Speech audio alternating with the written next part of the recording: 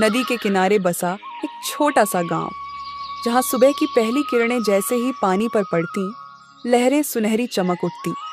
उसी गांव के किनारे एक टूटी फूटी झोपड़ी में रहता था गंगाधर, एक गरीब मछुआरा।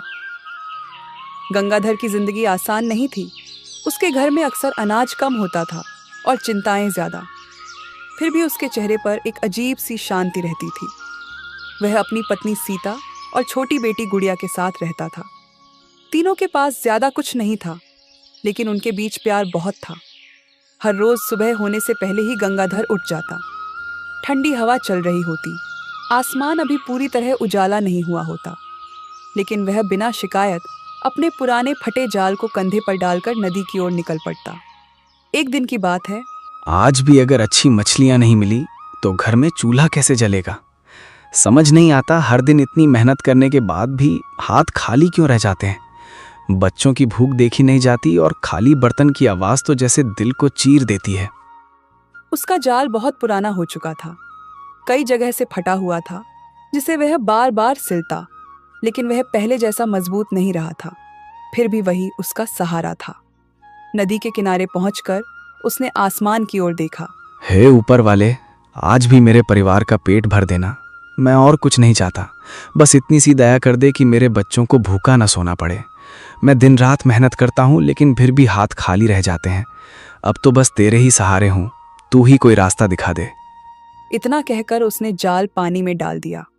कुछ देर इंतजार के बाद जब उसने जाल खींचा तो उसमें बहुत कम मछलियां थीं।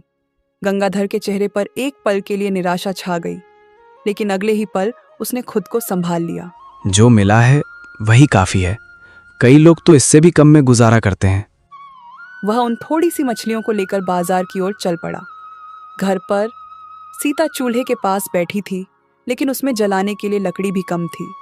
गुड़िया अपनी माँ के पास आकर बोली, माँ, आज खाने में क्या बनेगा? सुबह से बहुत भूख लगी है, पेट में जैसे कुछ भी नहीं है। क्या आज कुछ अच्छा खाने को मिलेगा? तुम्हारे बाबा मछलियाँ लेकर आएंगे ना, फिर कुछ अच्छा बनाएंगे। बस थोड़ा सा इंतजार करो। रोटियां तो तैयार हैं, जैसे ही वो लौटेंगे मैं तुम्हारे लिए गरम गरम सब्जी तैयार कर दूंगी। तुम चिंता मत करो। गुड़िया मासूम थी, उसे गरीबी की गहराई समझ नहीं आती थी। वह खुश होकर बाहर खेलने चली गई।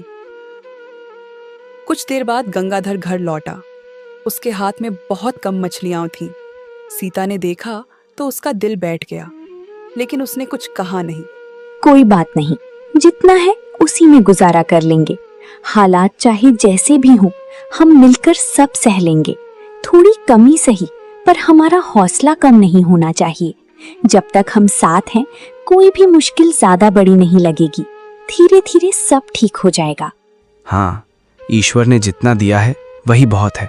हमें उसी में खुश रहना सीखना चाहिए। कभी कभी हालात कठिन जरूर हो जाते हैं, लेकिन शायद यही हमारी परीक्षा है। अगर हम हिम्मत ना हारें और भरोसा बनाए रखें तो एक दिन सब बेहतर भी होगा।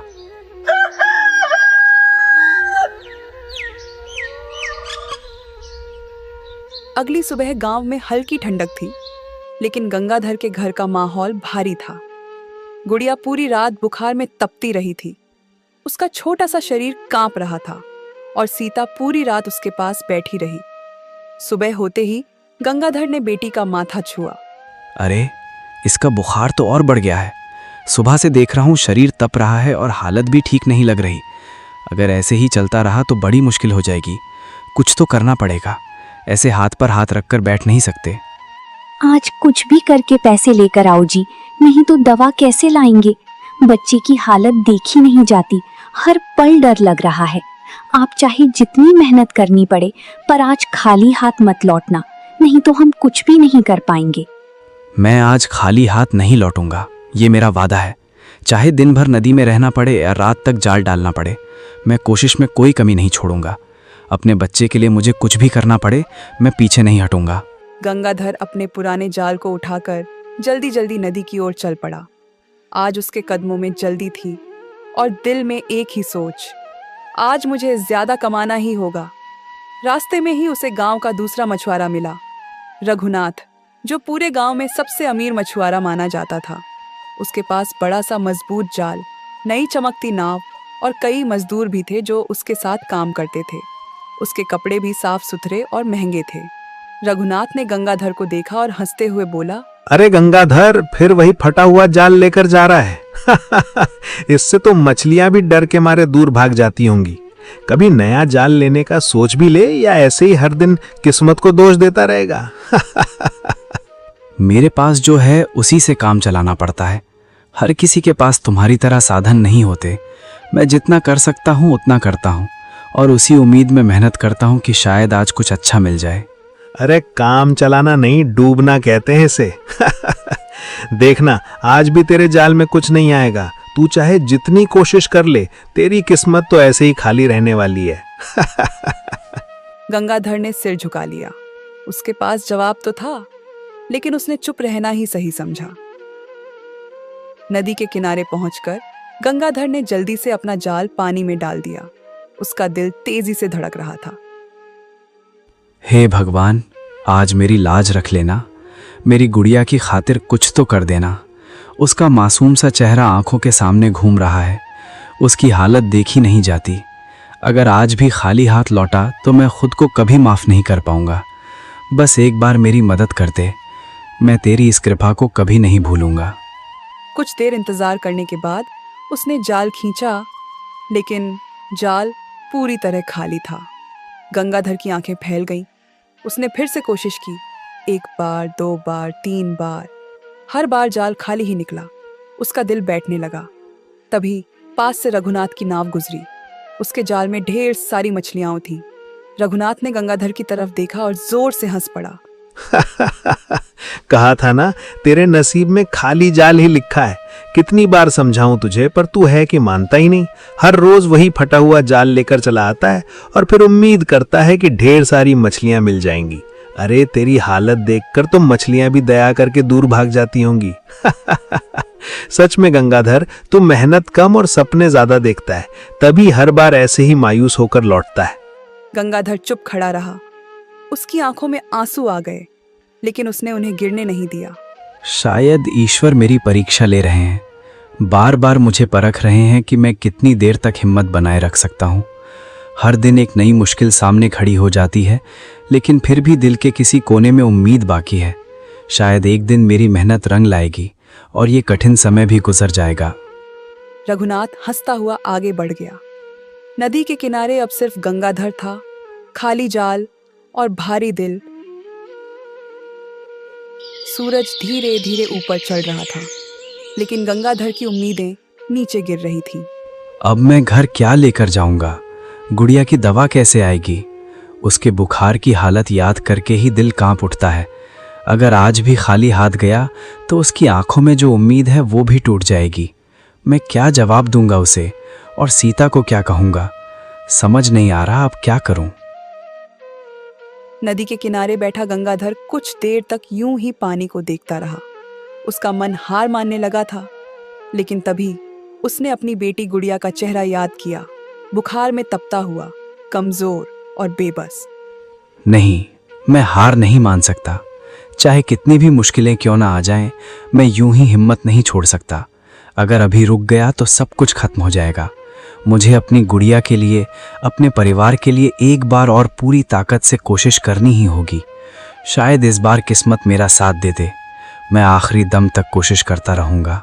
उसने अपने पुराने जाल को फिर से उठाया और पूरी ताकत से नदी में फेंक दिया। कुछ देर बाद जब उसने जाल खींचा तो इस बार उसमें कुछ छोटी छोटी मछलियां फंसी हुई थीं। गंगाधर के चेहरे पर हल्की सी राहत आई। वह उन मछलियों को लेकर जल्दी जल्दी बाजार की ओर चल पड़ा। बाजार में हमेशा की तरह भीड़ लगी हुई थी, लेकिन आज एक ही जगह सबसे ज्यादा भीड़ थी, और वो था रघुनाथ का ठिकाना। उसके सामने बड़ी बड़ी चमकती हुई मछलियां सजी हुई थीं। लोग लाइन लगाकर उसी से खरीद रहे थे। गंगाधर एक कोने में जाकर बैठ गया, अपनी छोटी मछलियों को सामने रखकर, लेकिन कोई भी उसके पास नहीं आ रहा था।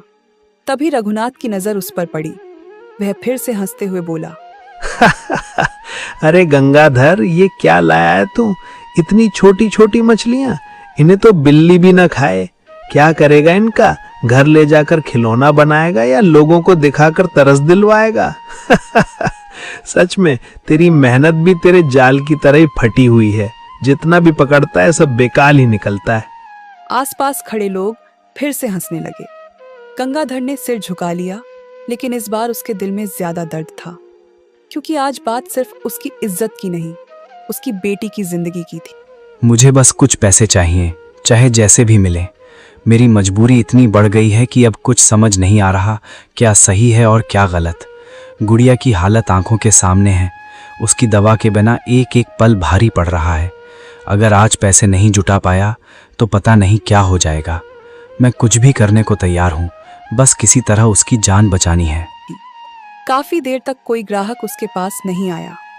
सूरज सिर पर आ चुका था और गंगाधर की बेचैनी बढ़ती जा रही थी। तभी एक आदमी धीरे धीरे उसके पास आया। उसने मछलियों को देखा और बोला, मछलियां तो छोटी हैं, ज्यादा कीमत नहीं मिलेगी। बाजार में भी इनका खास दाम नहीं लगता। अगर देना हो तो मैं कम दाम में ले सकता हूँ, वरना तुम चाहो तो कहीं और कोशिश कर लो। गंगाधर कुछ पल चुप रहा। उसकी आंखों में बेचैनी साफ दिख रही थी। उसे पता था कि ये दाम बहुत कम है, लेकिन उसके पास मोल भाव करने का न वक्त था, न हालात की इजाजत। ठीक है, जितना दे सकते हो दे दो। मेरे लिए अभी पैसों की कीमत ज़्यादा है, मछलियों की नहीं। बस इतना दे दो कि मैं अपनी गुड़िया के लिए दवा ला सकूं। मैं और कहीं जाकर समय बर्बाद नहीं कर सकता।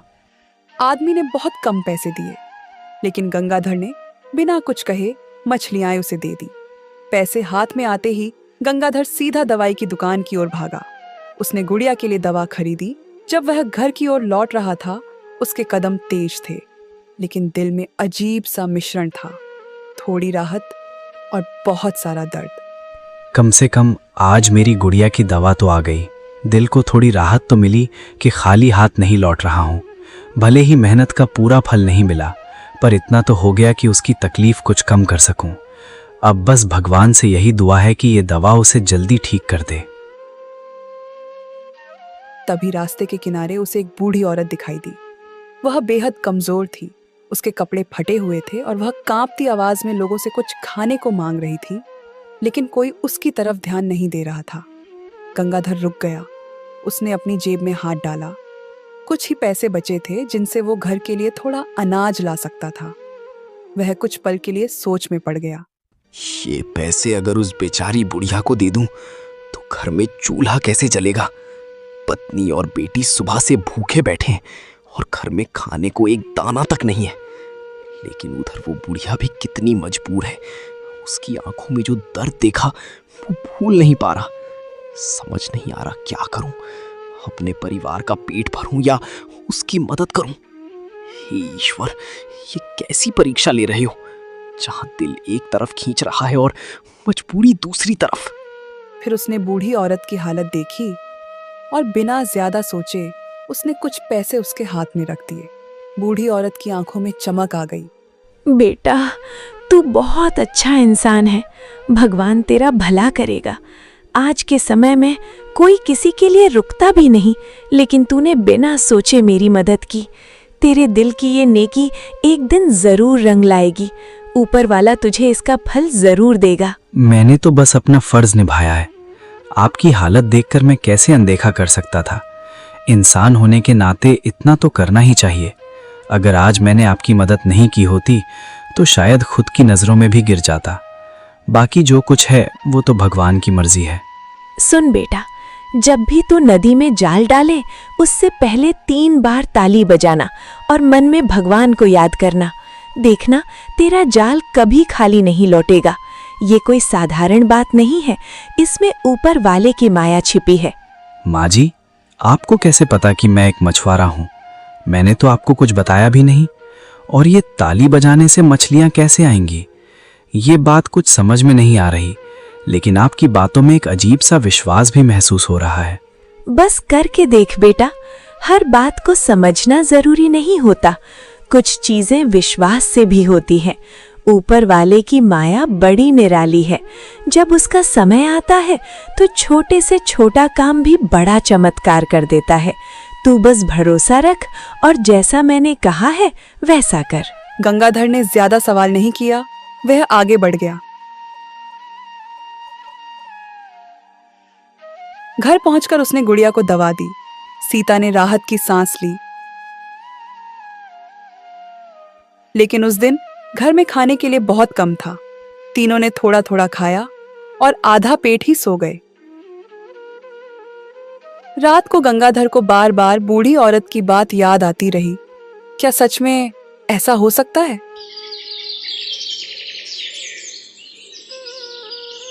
अगली सुबह गंगाधर जल्दी उठ गया। आज उसके मन में एक नई उम्मीद थी। वह नदी के किनारे पहुंचा और कुछ पल के लिए रुका। फिर उसने धीरे धीरे अपने हाथ उठाए और 3 बार ताली बजाई। तभी रघुनाथ भी वहां था। वह हंसते हुए बोला, अरे अब ये नया तमाशा क्या है?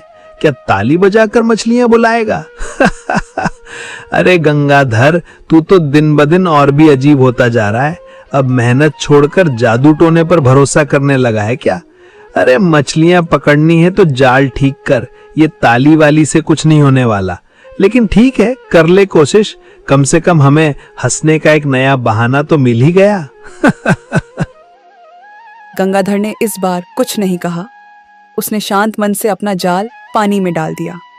कुछ पल के बाद उसने जाल खींचा और जैसे ही जाल पानी से बाहर आया, उसमें एक बहुत बड़ी मछली फंसी हुई थी। गंगाधर की आंखें हैरानी से फैल गईं। ये कैसे हो गया? अभी तक तो जाल बिल्कुल खाली था और अब इतनी सारी मछलियां। ये समझ से परे है। क्या सच में माँ जी की बात सच हो गई या ये कोई ऊपर वाले का चमत्कार है?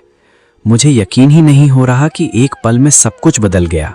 इतनी बड़ी मछली, ये कैसे संभव है? अभी कुछ देर पहले तक तो तेरे जाल में कुछ भी नहीं था और अब एक ही बार में इतनी बड़ी मछली। ये तो समझ से बिल्कुल बाहर है। कहीं तूने पहले से ही कुछ चाल तो नहीं चली? यह सच में आज तेरी किस्मत जाग गई है। मुझे तो अपनी आंखों पर ही भरोसा नहीं हो रहा। गंगाधर खुद भी समझ नहीं पा रहा था, लेकिन उसके चेहरे पर खुशी साफ दिख रही थी। उसने मन ही मन उस बूढ़ी औरत को धन्यवाद दिया। आज पहली बार गंगाधर का जाल सिर्फ मछलियों से नहीं बल्कि उम्मीद से भरा हुआ था। उसे नहीं पता था कि ये तो बस शुरुआत है। आगे उसके जाल में और भी बड़े राज छुपे हैं। उसने सावधानी से मछली को उठाया और जल्दी जल्दी घर की ओर चल पड़ा। रास्ते भर उसके मन में एक ही बात चल रही थी। आज तो सच में ईश्वर ने मेरी सुन ली। इतने दिनों की मेहनत और इंतजार के बाद आखिरकार मेरी पुकार उन तक पहुंच ही गई। मैं तो उम्मीद ही छोड़ चुका था, लेकिन उन्होंने एक पल में सब कुछ बदल दिया। अब लगता है कि अगर इंसान सच्चे दिल से कोशिश करता रहे तो भगवान कभी ना कभी जरूर उनकी सुनते हैं। घर पहुंचते ही सीता और गुड़िया दोनों चौंक गई। अरे इतनी बड़ी मछली, ये तो मैंने सपने में भी नहीं सोचा था। आज तो सच में घर में खुशी लौट आई है। इतने दिनों बाद कुछ अच्छा देखने को मिला है। दिल को एक अलग ही सुकून मिल रहा है। बाबा, आज तो बहुत अच्छा खाना बनेगा। मैं तो अभी से सोच रही हूँ कि कितना स्वादिष्ट होगा। अब तो मैं खूब सारा खाऊंगी और जल्दी से ठीक भी हो जाऊंगी। हाँ बेटा, आज ईश्वर ने हम पर कृपा की है। हमारी मेहनत और विश्वास दोनों का फल मिला है। अब कोई भी भूखा नहीं सोएगा और तुम्हारी दवा भी समय पर मिलती रहेगी। ये सब ऊपर वाले की दया है। सीता ने मछली को साफ करने के लिए जैसे ही उसे काटना शुरू किया, अचानक उसकी आंखें फैल गईं। मछली के पेट के अंदर ढेर सारे चमकते हुए सोने के सिक्के थे। दोनों कुछ पल के लिए बिल्कुल स्तब्ध रह गए। ये कैसे हो सकता है? मछली के पेट से सोने के सिक्के? मैंने तो कभी ऐसा सुना भी नहीं। ये तो किसी चमत्कार से कम नहीं है। क्या सच में हमारी किस्मत बदलने वाली है या फिर मैं कोई सपना देख रही हूँ? सुनिए जी, ये सब सच है ना? हे ईश्वर, ये तेरी कैसी कृपा है। मैं तो सोच भी नहीं सकता था कि एक पल में मेरी जिंदगी यूं बदल जाएगी। इतने दिनों की परेशानी, संघर्ष और आंसू के बाद आज ये सुख देखने को मिला है। सच में तेरी माया अपार है। मैं तेरा जितना धन्यवाद करूं उतना कम है। बस अब हमेशा ऐसे ही अपनी कृपा बनाए रखना। गंगाधर ने सारे सोने के सिक्के संभाल कर रख लिए। फिर वह मछली को लेकर बाजार गया और उसे अच्छे दाम में बेच दिया। आज पहली बार उसके हाथ में इतने पैसे थे कि वह खुलकर सामान खरीद सके। उसने घर के लिए अनाज, दाल, तेल और गुड़िया के लिए थोड़ा सा गुड़ भी खरीदा। सामान लेकर लौटते वक्त उसे अचानक उस बूढ़ी औरत की याद आई। अगर उसने वो बात न बताई होती तो आज ये सब नहीं होता। मैं आज भी उसी तरह संघर्ष करता रहता, खाली जाल लेकर लौटता और किस्मत को कोसता रहता। उस माजी की एक छोटी सी बात ने जैसे मेरी पूरी जिंदगी ही बदल दी। अब समझ में आता है कि कभी कभी ऊपर वाला किसी न किसी के रूप में हमारी मदद के लिए खुद सामने आ जाता है। उसने तय किया कि वह उसके लिए भी कुछ खाने पीने का सामान ले जाएगा। गंगाधर उस जगह पहुंचा जहां कल उसने बूढ़ी औरत को देखा था, लेकिन वहां कोई नहीं था। उसने इधर उधर देखा, आसपास पूछा भी, लेकिन वहां कोई बूढ़ी औरत नहीं थी। कल तो यहीं बैठी थी, इतनी जल्दी कहाँ चली गई? गंगाधर चुपचाप घर की ओर लौट पड़ा। अब उसके कदम पहले से हल्के थे और दिल में एक नया विश्वास था। गंगाधर की किस्मत जैसे अचानक बदलने लगी थी। घर में अब अनाज था, गुड़िया की तबीयत भी सुधर गई थी और सीता के चेहरे पर भी कई दिनों बाद सुकून दिख रहा था। लेकिन गांव में एक और इंसान था जिसकी रातों की नींद उड़ चुकी थी, रघुनाथ। रघुनाथ को उस दिन की बात बार बार याद आ रही थी, जब गंगाधर के जाल में इतनी बड़ी मछली फंसी थी। कुछ तो गड़बड़ है। वो गंगाधर ऐसा कैसे कर सकता है? कल तक जो खाली हाथ लौटता था, आज अचानक इतनी बड़ी मछलियां और किस्मत का साथ।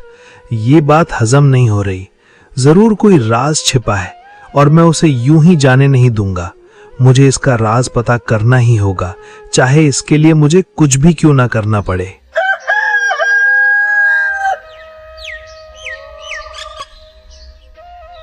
अगली सुबह गंगाधर हमेशा की तरह जल्दी उठकर नदी की ओर चला, लेकिन आज उसे पता नहीं था कि कोई उसका पीछा कर रहा है। रघुनाथ चुपके चुपके उसके पीछे पीछे चल रहा था, पेड़ों के पीछे छुपकर, ताकि गंगाधर उसे देख न सके। नदी के किनारे पहुंचकर गंगाधर रुका। उसने चारों तरफ देखा, सब कुछ शांत था। फिर उसने धीरे धीरे अपने हाथ उठाए, 3 बार ताली बजाई। रघुनाथ दूर खड़ा ये सब देख रहा था। अरे, ये क्या कर रहा है? ताली क्यों बजा रहा है?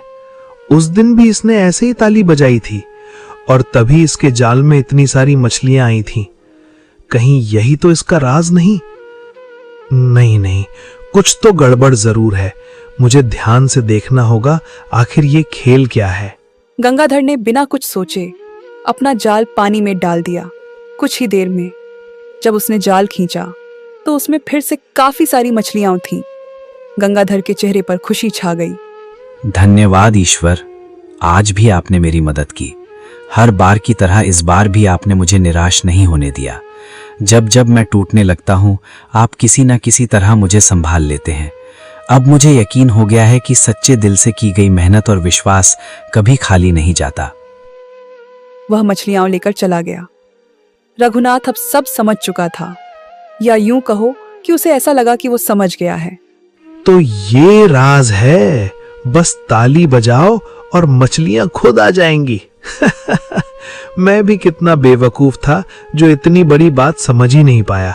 गंगाधर तो चुपचाप अपने खेल खेल रहा था और हम सब उसे गरीब समझकर हंस रहे थे। अब देखना, मैं भी यही तरीका अपनाऊंगा और उससे भी ज्यादा मछलियां पकड़ूंगा।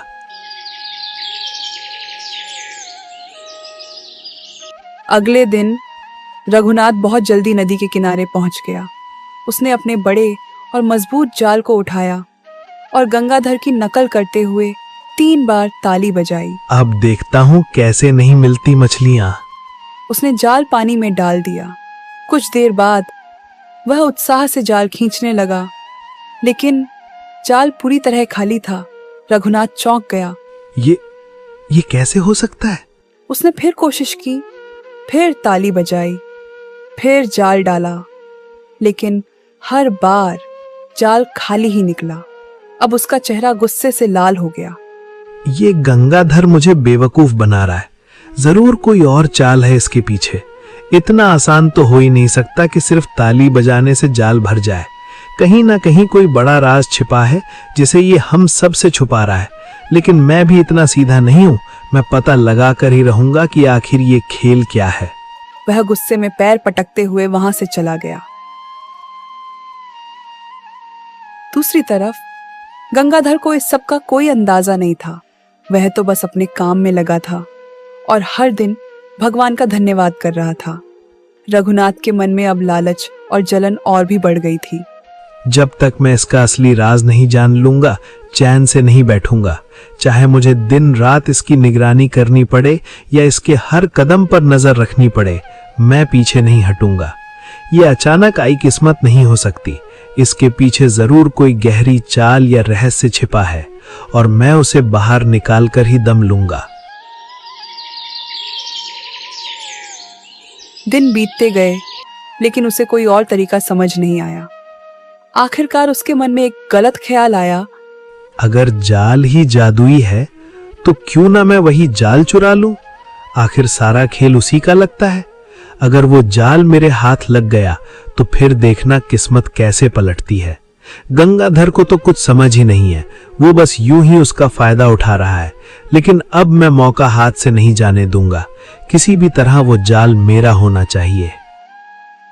उस रात जब पूरा गांव गहरी नींद में था, रघुनाथ धीरे धीरे गंगाधर की झोपड़ी के पास पहुंचा। चारों तरफ सन्नाटा था। वह चुपके से अंदर घुसा और गंगाधर का पुराना जाल उठाकर ले गया।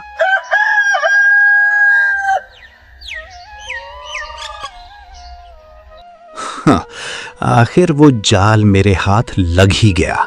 इतने दिनों से जिसे संभाल संभाल कर रखा जाता था, आज वही मेरी ताकत बनेगा। अब देखता हूं वो बेचारा क्या कर लेगा बिना जाल के। नदी में नाम कमाने का सपना देखता था ना, आज उसकी सारी उम्मीदें पानी में डूब जाएंगी। अब मछलियां भी मेरे जाल में आएंगी और गांव वाले भी मेरी ही तारीफ करेंगे। किसी को क्या पता चलेगा कि ये जाल मेरा नहीं है। जीत किसकी हुई बस लोग वही याद रखते हैं।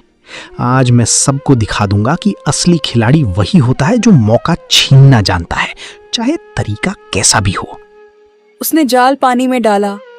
कुछ देर तक बेसब्री से इंतजार करता रहा। फिर अचानक उत्साह में तेजी से जाल खींचने लगा, लेकिन जाल फिर से खाली था। एक भी मछली नहीं। रघुनाथ का चेहरा देखते ही देखते उतर गया। उसकी आंखों में हैरानी और गुस्सा साफ झलकने लगा। नहीं, ऐसा नहीं हो सकता। मैंने सब कुछ वैसा ही किया जैसा गंगाधर करता है, फिर भी कुछ नहीं मिला। जरूर कोई और चाल है जो मुझसे छुपाई जा रही है। मैं यूं हार मानने वाला नहीं हूं। उसने जाल पानी में डाला। कुछ देर बाद वह तेजी से जाल खींचने लगा, लेकिन जाल फिर से खाली था। रघुनाथ का चेहरा उतर गया।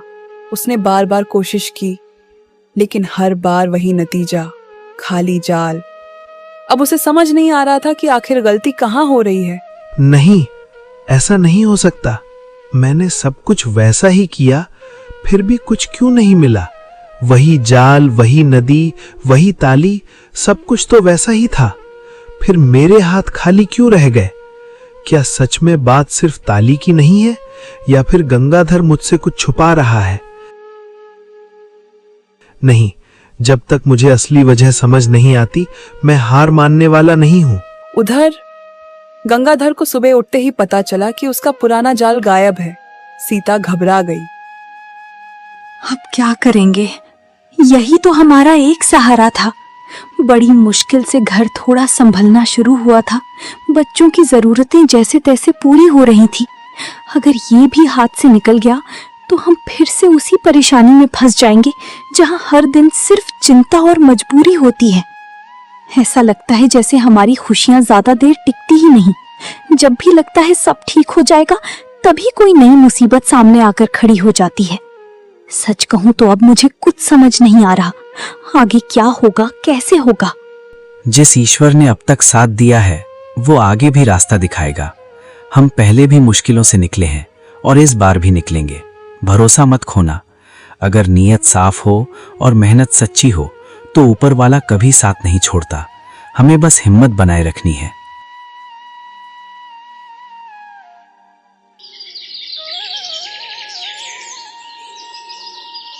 गंगाधर ने अपने पास रखे सोने के सिक्कों में से कुछ बेचे। उन पैसों से उसने एक छोटा लेकिन मजबूत नया घर बनवाया। अब उसकी झोपड़ी की जगह एक साफ सुथरा घर था। उसने एक नया और मजबूत जाल भी खरीदा। अब वह पहले से ज्यादा अच्छे तरीके से मछलियां पकड़ने लगा। धीरे धीरे उसकी जिंदगी संवरने लगी। गुड़िया हंसने लगी, सीता के चेहरे पर सुकून आ गया और गंगाधर पहले की तरह ही ईश्वर का धन्यवाद करता रहा। दूसरी तरफ रघुनाथ की हालत अब उलटी होने लगी थी। उसके पास बड़े जाल, नाव और सामान तो था, लेकिन अब उसके जाल में पहले जैसी मछलियां नहीं आती थीं। वह जितनी कोशिश करता उतना ही खाली हाथ लौटता। ये मेरे साथ क्या हो रहा है? सब कुछ हाथ में होते हुए भी कुछ भी मेरे बस में नहीं आ रहा। जितनी चालें चलता हूं उतना ही खाली हाथ रह जाता हूं। गंगाधर के पास कुछ खास नहीं है, फिर भी किस्मत उसका साथ दे रही है और मेरे पास सब होते हुए भी कुछ नहीं। आखिर गलती कहां हो रही है? क्या सच में मुझसे कुछ बहुत बड़ा चूक गया है? धीरे धीरे उसका घमंड टूटने लगा।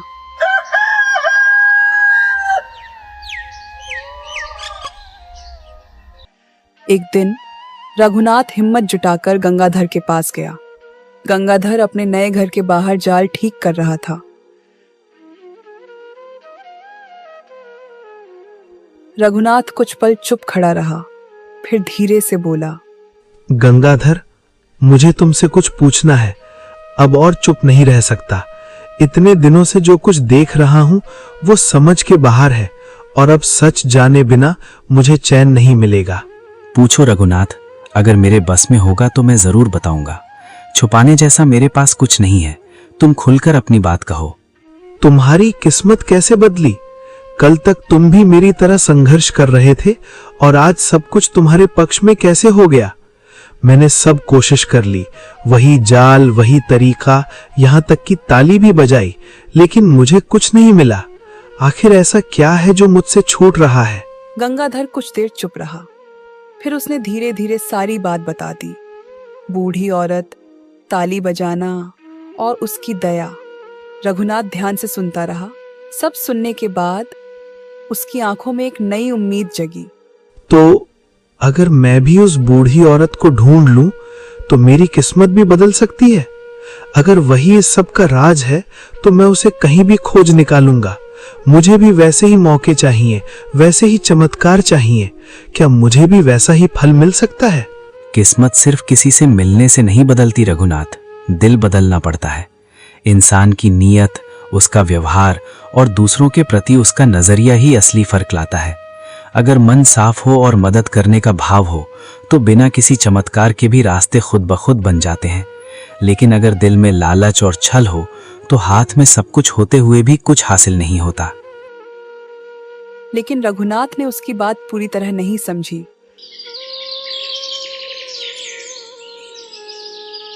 अगले ही दिन रघुनाथ उस बूढ़ी औरत की तलाश में निकल पड़ा।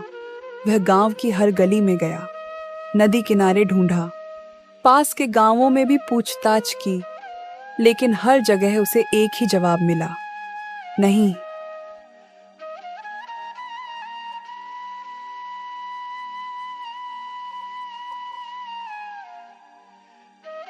दिन बीतते गए, रघुनाथ थकने लगा, लेकिन उसे वो बूढ़ी औरत कहीं नहीं मिली। अब उसके कदम धीमे हो गए थे और दिल में सवाल बढ़ते जा रहे थे। रघुनाथ कई दिनों से उस बूढ़ी औरत की तलाश में भटक रहा था। उसके कपड़े धूल से भर गए थे, चेहरा थका हुआ था, लेकिन मन में अब भी वही लालच था। किसी तरह वो बूढ़ी औरत मिल जाए और मेरी किस्मत बदल जाए। एक दिन दोपहर का समय था, सूरज तेज चमक रहा था और रास्ता सुनसान था। तभी उसे रास्ते के किनारे एक बूढ़ा आदमी दिखाई दिया। वह बेहद कमजोर था, उसकी आवाज कांप रही थी। बेटा, कुछ खाने को दे दे, कई दिनों से भूखा हूँ। पेट में अन्न का एक दाना भी नहीं गया। आंखों के सामने अंधेरा छा रहा है। अगर थोड़ा सा भी मिल जाए तो शायद मेरी जान बच जाए। मुझे तुझसे कोई मतलब नहीं है। मैं एक बूढ़ी औरत को ढूंढ रहा हूं, समझा? मेरे पास तेरे लिए रुकने का समय नहीं है। अपने काम से काम रख। थोड़ा सा ही दे दे बेटा, ईश्वर तेरा भला करेगा। आज तू मेरी मदद करेगा तो कल ऊपर वाला तुझे इसका फल जरूर देगा। हर किसी के पास देने को नहीं होता। मैं खुद अपनी परेशानियों में फंसा हूं। जाकर कहीं और मांग, मुझे परेशान मत कर। इतना कहकर वह आगे बढ़ गया, बिना पीछे देखे। बूढ़ा आदमी कुछ देर तक उसे जाता हुआ देखता रहा। उसकी आंखों में एक अजीब सी गहराई थी। जिसे तू ढूंढ रहा है वो तेरे सामने ही था, लेकिन तूने उसे पहचानने की कोशिश ही नहीं की। तू चमत्कार बाहर ढूंढ रहा है, जबकि असली जवाब तेरे अपने व्यवहार में छिपा है। भूख सिर्फ पेट की नहीं होती बेटा, कभी कभी इंसानियत की भी होती है। रघुनाथ पूरे दिन इधर उधर भटकता रहा, लेकिन उसे वो बूढ़ी औरत कहीं नहीं मिली। थका हारा, निराश होकर वह घर लौट आया। उसके मन में अब गुस्सा और बढ़ गया था। सब बेकार है, कोई बूढ़ी औरत नहीं है, सब झूठ है। ये सब बस कहानियां हैं, चमत्कार वमत्कार कुछ नहीं होता। मैं जितना ढूंढता हूं उतना ही उलझता जा रहा हूं। अगर किस्मत बदलनी होती तो मुझसे ज्यादा मेहनत करने वाला कोई और क्यों नहीं बदल गया। नहीं, अब मुझे किसी पर भरोसा नहीं रहा। उसे बिल्कुल भी एहसास नहीं था कि आज जो बूढ़ा आदमी उससे मिला था वो शायद वही शक्ति थी जो पहले बूढ़ी औरत के रूप में गंगाधर की परीक्षा लेने आई थी। लेकिन जहां गंगाधर ने दया दिखाई थी, वहीं रघुनाथ ने घमंड और कठोरता। अब भी रघुनाथ सच से दूर था, लेकिन उसकी जिंदगी उसे एक आखिरी सीख देने वाली थी। रात गहरी हो चुकी थी, आसमान में चांद चमक रहा था, लेकिन रघुनाथ के मन में अंधेरा था। वह अपने घर के बाहर बैठा था, थका हुआ, टूटा हुआ और उलझा हुआ। उसे बार बार वही दिन याद आ रहा था जब उसने उस बूढ़े आदमी को ठुकरा दिया था। धीरे धीरे उसके मन में गंगाधर की बातें गूंजने लगीं।